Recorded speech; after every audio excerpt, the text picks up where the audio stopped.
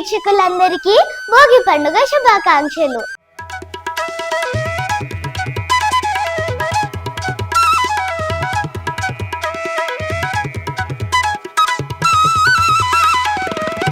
సంక్రాంతి అనగానే మనందరికీ గుర్తొచ్చేది అందరి ఇంటి ముందు రంగురంగుల ముగ్గులు, రుచికరమైన పిండి వంటలు, colourful kites, of course manja and Charak, అందరి బంగ్లా పైన పెద్ద పెద్ద సౌండ్స్ తో స్పీకర్స్ అండ్ సాంగ్స్.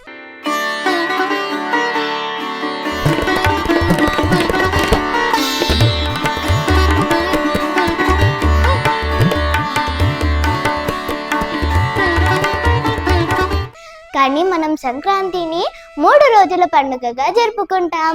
మొదటి రోజు భోగి అని, రెండవ రోజు సంక్రాంతి అని, మూడవ రోజు కనుమ అని చెప్పి అంగరంగ వైభవంగా జరుపుకుంటాం.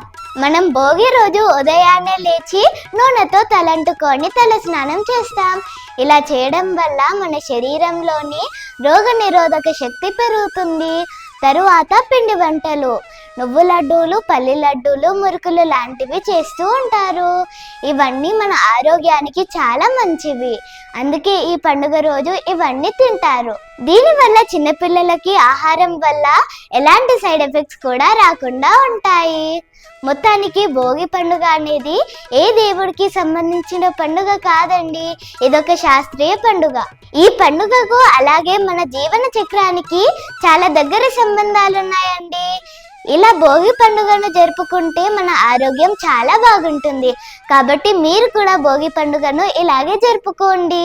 భోగి పండుగను కొన్ని రాష్ట్రాలలో పొంగల్ అని కూడా పిలుస్తారు. మనం కొత్తింటికి వెళ్ళినప్పుడు గృహప్రవేశం చేసి పాలను ఎలాగైతే పొంగిస్తామో, వీళ్ళు కూడా సూర్యుడు మకర రాశిలోకి సంక్రమిస్తున్న వేళ పాలను పొంగించి పొంగల్ అని పిలుస్తారు. అలాగే వివిధ ప్రాంతాలలో వాళ్ళ ప్రాంతానికి తగ్గట్టుగా ఈ పొంగల్ పండుగను జరుపుకుంటారు. And with small disclaimer, kites ఎగరేసే ప్రతి ఒక్కరు కూడా చైనీస్ మాంజాని అస్సలు యూజ్ చేయకండి. ఎందుకంటే ఈ చైనీస్ మాంజా వల్ల పక్షుల ప్రాణాలకి అలాగే మనుషుల ప్రాణాలకి చాలా ప్రమాదకరం. అండ్ అలాగే మన జాగ్రత్తలో మనం ఉండాలి. కాబట్టి బైక్స్ లో ట్రావెల్ చేసే ప్రతి ఒక్కరు కూడా వాళ్ళ మెడకి మఫ్లర్స్ ని చుట్టుకోండి. ఈ వీడియో కనుక మీకు నచ్చినట్లయితే మన డియర్ శిక్షిక ఛానల్ ని సబ్స్క్రైబ్ చేసుకోవడం మాత్రం మర్చిపోవద్దు. ఈ భోగి పండుగను మీరు సేఫ్ అండ్ హ్యాపీగా జరుపుకోవాలని మరొకసారి మీ అందరికీ భోగి పండుగ శుభాకాంక్షలు.